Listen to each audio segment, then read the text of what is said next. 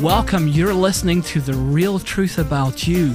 This is a show where we try to help you to become the best that you can be so that you can live an abundant, full, and very blessed life by discovering the real you. Today, I have a very special guest, a good friend of mine, Dr. John McMillan, and we're going to be talking about an issue that's kind of like an elephant in the room. That's something that needs to be talked about, but people kind of avoid, and that's suicide and suicide awareness. And welcome, John, to the show. Thank you. It's great to be here. Well, it's good to have you here. We've been friends for a few years now, and I'm very comfortable with John. Nervous about doing the show, of course, but very comfortable with John. And I remember reading in Dr. Wayne Dyer's book, Wishes Fulfilled, and he says when the student is ready, the teacher will appear. And that's what John's been in my life. He just kind of appeared out of the blue, and he's been a very good influence in my life. And he is a teacher. Thank you. Yeah, he is a teacher, and he's an honorary doctor, and he's just a lover of life and a lover of people, and he's one of these guys that just keeps giving and giving. And he's also what's called a fully trained assist workshop leader, and that's the Applied Suicide Intervention Skills Training. So he puts on workshops to help people become aware of suicide and how to not just prevent it, but detect it in other people. And one of the reasons I had to show John is because I was driving home one night, and I was listening to a talk show, and they were interviewing the police chief from Saskatoon, and I was just amazed. He was talking about the calls that they get, and he says 75% of the calls are non-crime related, and he says out of all those calls, 4 to 5 calls every day are suicide calls. And I was just amazed. And Saskatoon is not in Canada, and Saskatchewan is not a huge city. I think it's around just 240,000 or something like that. And when you get 4 to 5 calls a day on suicide, that just blew me. And also, suicide is close to my heart in the sense of I was a person who actually attempted suicide back in my young adult days, and I've had friends who have died from suicide. And so I wanted to bring this to the attention of people. And I know that we have some listeners who have some questions. And basically, I'll ask you, John, what drew you to this whole thing about suicide awareness, to become a trained instructor in suicide awareness? What drew you to that? Well, actually, it's always scary to talk about because I really didn't know much about it or how to deal with it. And then a school that I was teaching in about 5 years ago hosted a 2-day assist workshop for the students. And so I went along with the students, and it was so good. I just thought, this is a marvelous work to make society and people in the world a better place. And I'm like you. Before that, I would hum and haw and get all uncomfortable. But after the workshop and then further discussions and training, I've got so I can talk about it without my heartbeat going up and without my eyes going bigger and without my mouth dropping, and just talk about it calmly with people. And that's one of the keys to prevention and intervention is just be calm with people and just talk about it. Yeah, I think that's so true. I think it's one of those topics, if you can call it a topic, it's one of those issues that... It's a topic. Yeah, it's one of those things that people are scared to talk about, right? They're scared to ask the question, are you contemplating suicide? Yep. And I know I took the assist training workshop, and that was one of the things he talked about, was about hitting the nail on the head. And how to identify those things. That's the key is to ask the question. But ask the question. Key is to be calm. One of the things we say is, as long as they're talking to you, they're not doing it. Right. So what kind of things are people looking for? Like, I know there's one of our listeners wrote in and she lost a child to suicide, and she said she wasn't sure about whether she missed the signs or what it was. And you hear so many things on the news about children committing suicide in school and they left notes or whatever. What are things that people should be looking for? Well, one of the things that we in the jargon on this business, we say that people give invitations. It's like an invitation to a birthday party or a wedding, that people will give you invitations to talk. They may be talking about things getting better soon, or they may talk about I've got it all looked after, or I've don't worry about me, I'm good. Those kinds of things. Nobody's got it all looked after. Nobody's got it all good. Nobody's going to solve things fast. So if they're sure they are, then that's a little hint. Sometimes it's that people are making preparations, giving the pets away, making sure something's looked after that's precious to them, or something like that. So they're kind of wrapping things up in their life. Sort of. If they look like they're wrapping it up, that's a good time to engage conversation. So the people who are contemplating suicide, do they really want to end their life, or is there something more underlying? Are they trying to not? Are they trying to send signals, or? We believe that usually these are a call for help. If they really wanted to, they'd just go do it. So if they're sending invitations, they're subtly asking for help, but they've been trained, just like we discussed earlier, we've been trained. We can't talk about this. And so they're begging for somebody to talk about it, but they can't talk about it either. They can't say the word. One of the things we try to teach people is just to use the word suicide without eyes getting bigger or blood rushing to her face or anything like that. That we use the word just like we talk about dinner. That it's a common word, and it's an English word, and we should get so we can just talk about it just like eating. Right. And then people who are contemplating with, if society could get to that point, then people who are contemplating it would also feel free to say, we don't have any hesitation to tell somebody we have a headache, or that we have an upset stomach, or we've got the flu, or we got a cold. If we could ever get suicide to that level of common usage, then people would feel free to talk about it, and then that'd be a huge step in prevention. Right. So what would you, like, some people have heard, they said that suicide is an easy way out, right? They're just taking the coward's way out. I mean, I don't really believe that myself, but what would you say to that? That's not easy.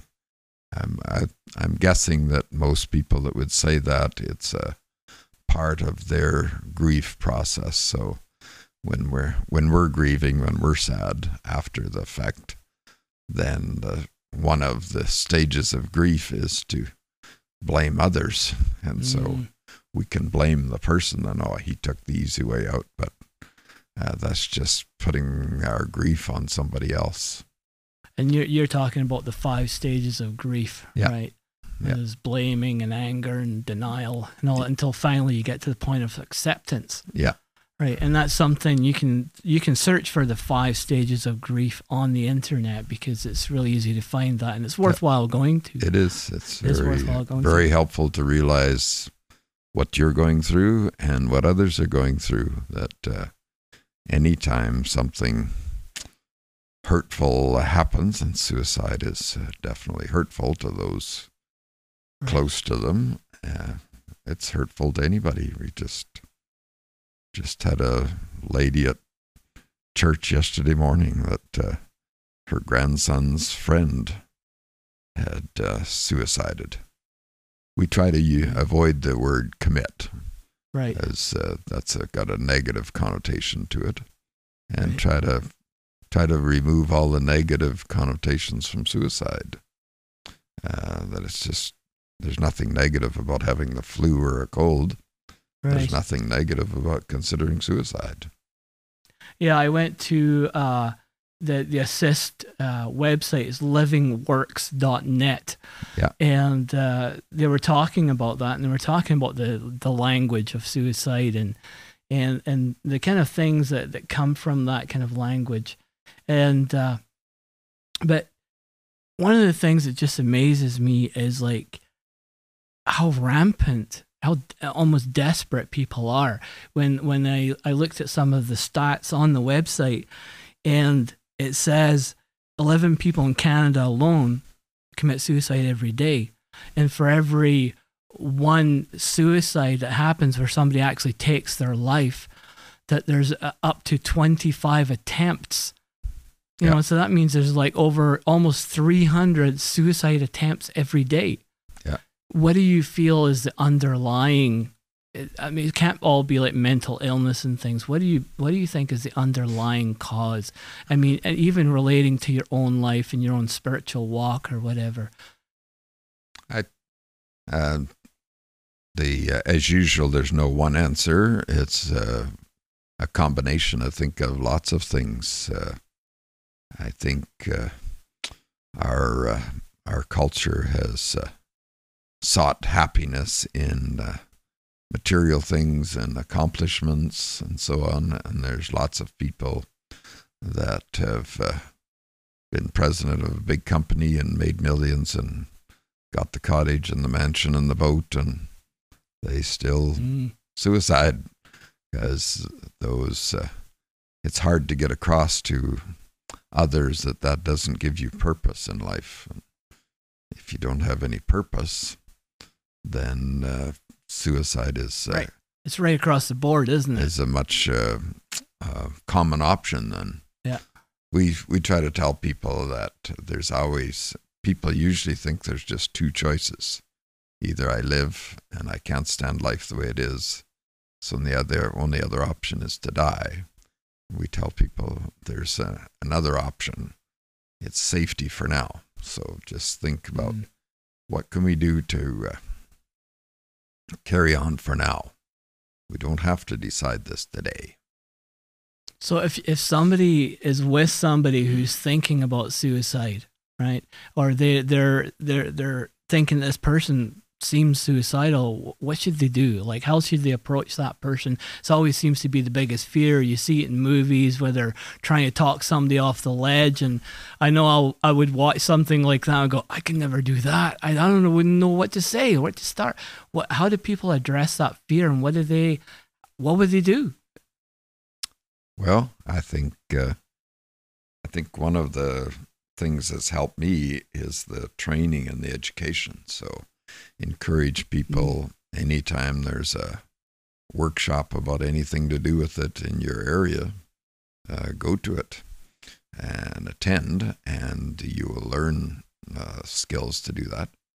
But the secret again is just to be calm and comfortable and recognize that you're not the one that caused this, and so whatever happens with this, you're still not the cause. You're not the one that's going to make them jump or whatever. And so don't blame yourself and don't feel like you're going to be the cause.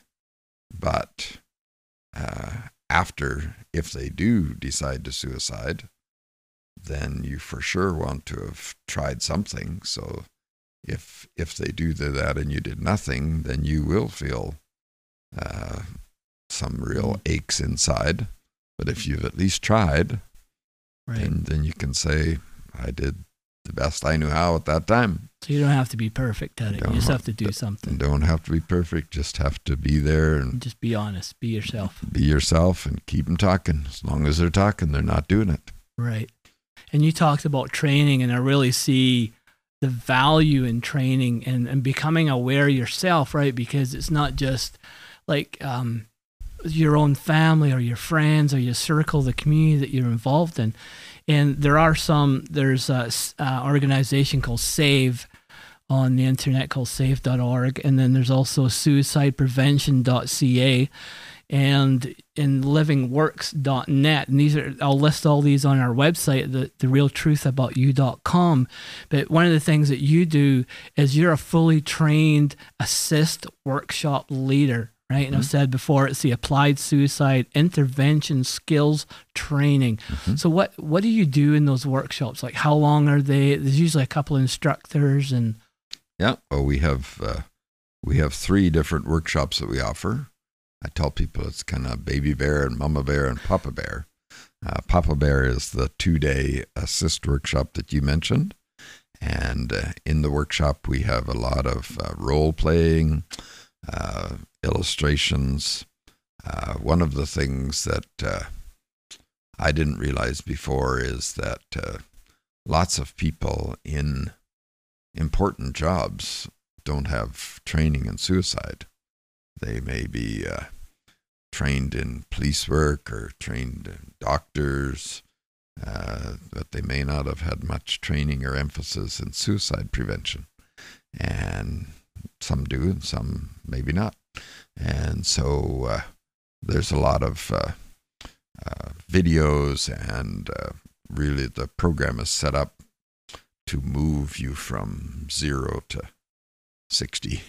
And it has a very good progression to it, where eventually at the end, then you role play with another person, and then you take turns doing that so that you get comfortable on the spot, and you do that in front of the support group that's there for the workshop, so that you it kind of forces you to get comfortable with this. I remember doing the role play, and I'm not I kind of hate role playing and things, but I remember doing this role play, and I think I was a little too convincing. I was either a very good actor or it took some home with me. So, but yeah, I found the workshop really valuable. Yeah. How does it feel like as an instructor where you're doing this workshop, and obviously it takes some effort for you to put it on, and all the training that you have to do, and the money that you've personally spent to learn how to do this. How does it feel like as an instructor when somebody becomes aware and learns how to detect suicide? It's very satisfying, and it's always amazing every time the group. You start out, lots of the people you don't even know, but by the end of the 2 days, there's been huge group dynamics, and people are asking for each other's phone numbers and emails and everything to keep in touch. And it's quite amazing, the dynamics that happens during the 2 days, and you kind of pull together.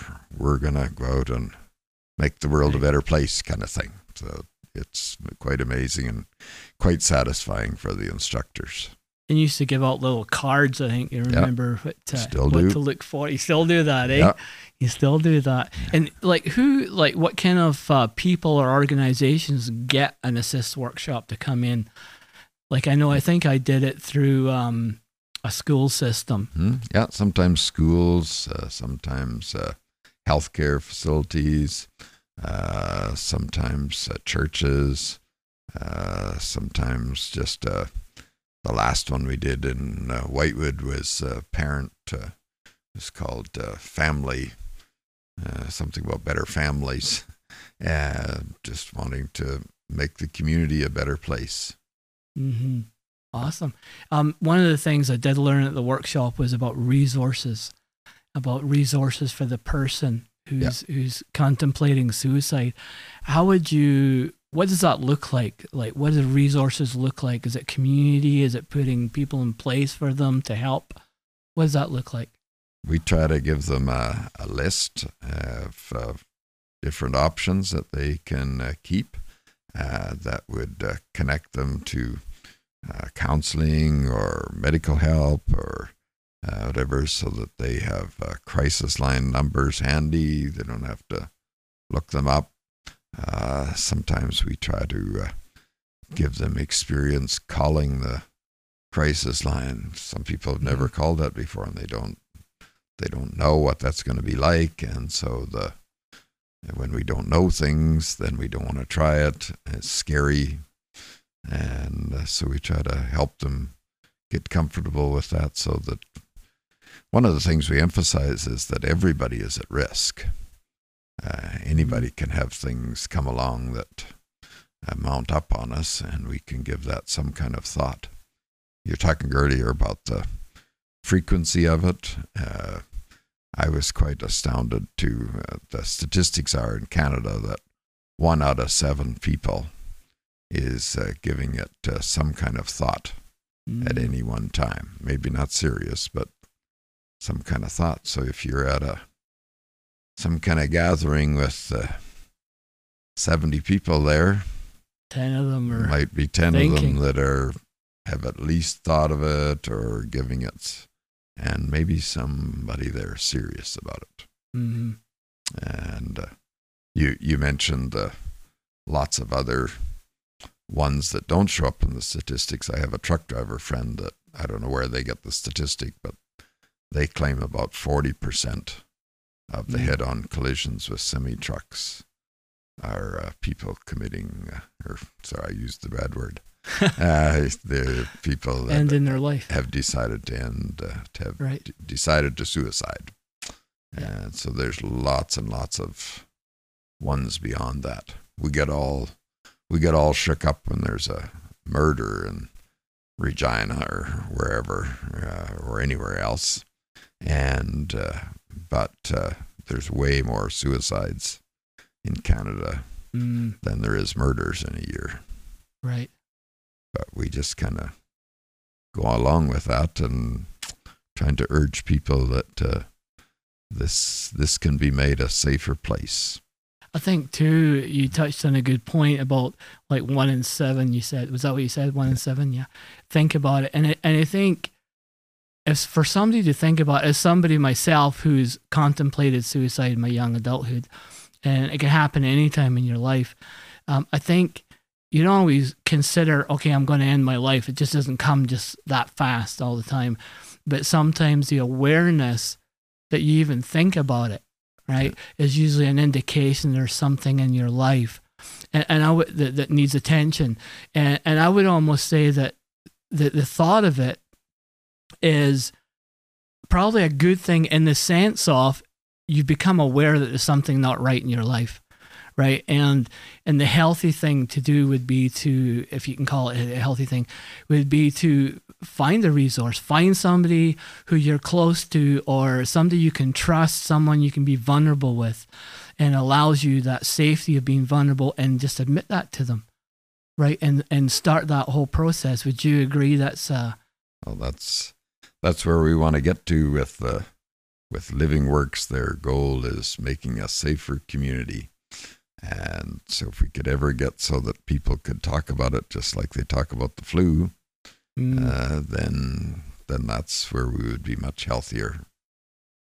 So in this area, how far does like Living Works extend? Are they right across Canada? Are they? They're around the world. Around the world, eh? Yeah, there's workshops in Europe and Australia and New Zealand and. Wow, didn't realize they were that big. Yeah. Right. Well, so how does, if somebody wants to get involved to become an instructor, what do they do? What's the process? They could go to the Living Works website and contact them, or could contact me. We'd be glad to get them in touch with whoever. I work with one of the main leaders, Renee Schmidt from Regina. She's been around Living Works for a long time. And I did want to just mention the Mama Bear and the Baby Bear. Yes, go ahead. We've got time. The Mama Bear workshop is a half-day, 3.5-hour one. And I just took the training for that about a month ago. It's somewhat the same, but a little bit different. But it's easier for people to access. Not everybody can get 2 days off work to go to a workshop, but they could do 3.5 hours in an evening or Saturday or something. And so we also, I'm trained to offer that. And that does some of the same things, just not quite as much opportunity for experience. And then we also have a 90-minute workshop. That's the Baby Bear. It's just called Suicide Talk. The middle-sized one is called Safe Talk, but the Suicide Talk can also do. It's about a 90-minute program, and it just introduces people and tries to get them talking about it a little bit. Tries to get them, give them a little bait to want to go into this farther with the bigger ones. But, right. Those are 3 opportunities that organizations could have me come do, or connect with somebody else and wherever they're at. So if you want to learn more about suicide awareness and you want to bring a workshop in, an assist workshop with John, Dr. John McMillan, you can contact him at the number he gave you and the email address, and we'll have it on our website at therealtruthaboutyou.com. And I just have a couple of questions from a couple of our listeners. Ryan Kirkpatrick wrote in and he asked about, he says, why does it seem that men, or they're in the last few decades or whatever, it almost seems like men is on the increase for suicide compared to women. I know in the stats it says that men commit suicide more often, or they end their life 3 times more than women, or something like that. What, if you have an answer for that? Or I'm not totally sure why be more men. Probably, as we talked about before, there might be multiple reasons. I think men are having a difficult time in our society. They're not, their role used to be more clearly defined, and now it's not. Relationships used to be more permanent than they are. Men quite often get the blame. Quite often they land up being the ones who have to pay more, and so when there's breakups, so our society is, I think our society is more challenging for men these days than it is for women. The pendulum is kind of swung, would be one observation, but I don't have concrete statistics to prove that. Just be my observation that as I talk to people, there's just a lot of men who have got, life has got complicated for them, and they're stronger, and so they're able to, they're usually more experienced with guns or more experienced with whatever, and so they're able and willing to use that. But I think it's important to remember that we're all at risk, and that might also be that probably, well, I'm pretty sure, women are more inclined to healthy lifestyle. Lots more women at the fitness places than men, and so just general lifestyle, that women probably take care of themselves better than men. That's self-care is really important, and prevention of suicide, and just the healthy relationships things, lots of things like that go together to, I think, put women in a healthier spot. Yeah, I've got actually a stat here from the save.org website, and it says that males die by suicide more than 3 times as often as females, but 3 times more women than men attempt suicide. So I think the men are just more, they successful at it. They're more used to guns, and they're more used to, like you said, they're stronger with the knife, or stronger with whatever. Okay, thanks. Another listener anonymously wrote in. She didn't want to mention her name, but she says, what can somebody do if somebody in their family, and this particular person, it was their child 13 years ago, committed suicide? And I know friends of mine whose children had a child that committed suicide later on in life. And what can the families or the friends, what can people who are left behind, what can they do? Like she says, it's been 13 years and it's still so hard, and she almost still blames herself that she didn't see it. And where can you go for help? Well, there are counseling organizations that specialize in that too. And certainly there's some options with that, but it's not unlike other things that happen to us, that it's easy to blame ourselves and encourage people that individuals have choices, and that was their choice. And so don't try really hard not to blame yourself, that you are not responsible for the whole world. That's right. A psychologist friend I have has a little slogan. He says, repeat after me. That's yours, not mine. That's yours, not mine. That's yours, not mine. Interesting. And I think sometimes we have to do that, not just with suicide, but with lots of things that come along. I think it's useful to know the steps of grief that we mentioned and intentionally take yourself through those. Let yourself be angry. Let yourself go through the steps and try to force yourself from one step to the other, where eventually you come to accept that. I know some people have set up some kind of memorial. I was just with a friend in a church that I work with, and she had a 42-year-old son that suicided. She has a little memorial garden in the corner of her yard, and it grows nice flowers and stuff, and but she openly told me what it was and the situation, and I think that's been healthy healing for her. Something like that, maybe.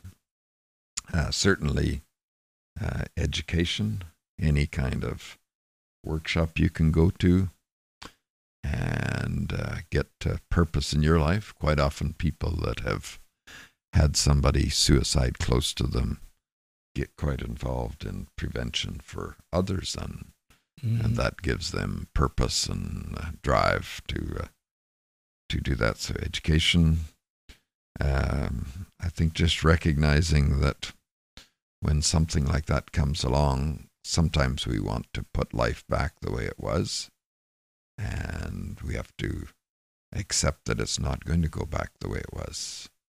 There's a new normal. My father died when he was 95 years old, but life has never been the same since. There's a new normal. Right. There's always a new normal after something big happens to us, and look for that and accept that, and it's good advice. And go for the new normal. So you mentioned that you're a churchgoer.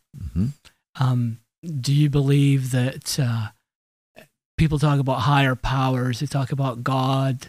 Do you believe that there's benefit in having a relationship with like God, in the sense of like for your healing process? Oh, absolutely. That's that assists with the forgiveness of yourself. You can forgive yourself and believe that the higher power forgives you. And if we understand grace and mercy and those kinds of things, then we can be gracious and merciful with ourselves and gracious and merciful with others, and pass that on. Awesome. So before we move on to your next passion, right? I know suicide awareness has been really big for you in your life, and you teach it with compassion because you have a love for people and for people to be the best that they can be and have the best that they can have. And like, if you want to learn more, like I said, you can get a hold of Dr. John McMillan, and we'll leave some information on the website about that. But you talk about church and you talk about God, and that's your other passion. You have a passion for God. I've known you for a few years now and attended a few studies with you and things. Can we talk a little bit about your life to start with? And then what brought you to this point in your life and your relation? Have you always had like God in your life? So some people are raised in a church and some people just came into How long do we have here? Oh, I know. It's a passion for you. We could be here for 2 hours at minimum, right? Yeah. But yeah, just, I guess it's like what I've found on this walk, right? What I've found on this walk to discovering the real truth about yourself, right? Who you really are, because we tend to cover ourselves up. I have discovered that most people that I've listened to through other podcasts or talked to or interviewed all have some kind of spiritual journey. Mm-hmm. And it seems to be woven into their life, and it seems to be becoming really deep planted in their life. And that journey and that relationship seems to really bring out the best in them. How can you relate to your life? How did you grow up? What was your life like growing up? Well, I grew up in a Christian family. A number of sociological things happened to my parents and their history and their background. They were born 1914 and 1917, so you got the effects of the First World War, and then they were growing up and married in 1937 at the height of the Depression without a penny. And so poverty was real, very real, and a number of things went together to make that real as I was growing up. My mother insisted on education as a way to jump that cycle, and worked for me. And I'm very grateful to her for that. Then I got involved in teaching. I've been involved with school, some kind of school somehow for 47 years now. And that's been huge. And that allowed a lot of time in summer to do vacation Bible schools and camp work and that kind of thing. So I've always been quite involved in church. I would say the last 15 years or so that I've upped the bar. I really believe we need to constantly grow and stretch ourselves. And I tell my students, you need to stretch. You need to let me stretch you. You do. You love people to stretch beyond their comfort zone. Yeah, that's the only way we grow. No pain, no gain. And so you got to stretch. And so I have come to the point where I intentionally stretch myself because I believe that's where growth is. And I think that gives purpose and newness and revival and renewal and all that stuff. And I think that's huge prevention of suicide. Mm-hmm. You really stretch yourself in your faith too, I've noticed. Like you grew up in a church, is it Church of Christ? You've always grown up in that kind of, and I noticed that because we meet every week and for our Bible study and stuff, and you always seem to want to stretch beyond just the basic understandings of the Bible or who Jesus is and that kind of thing. And I really enjoy that part. So how do you feel you're stretching your faith? How do you stretch your faith? Just in May this year, I took on a part-time job for the summer pastoring a totally different church than my denomination? Than my denominational background. Mm. And that stretches me every day. We did a bunch of stuff in church yesterday that I've never pastored before. Oh, yeah. But we were doing a parent-child dedication time, and it was wonderful, very meaningful to them, and very special for me. And but I've never done that before. But man, there was more I's to dot and T's to cross getting that thing ready than I could have imagined. Wow. But that's huge. That's stretching, and when it comes around again, it'll be a whole lot easier, and I'll know what I'm doing and be comfortable. And I had to talk to friends and gather information and everything, and to figure out how to do this the way that they would be meaningful for them. Right.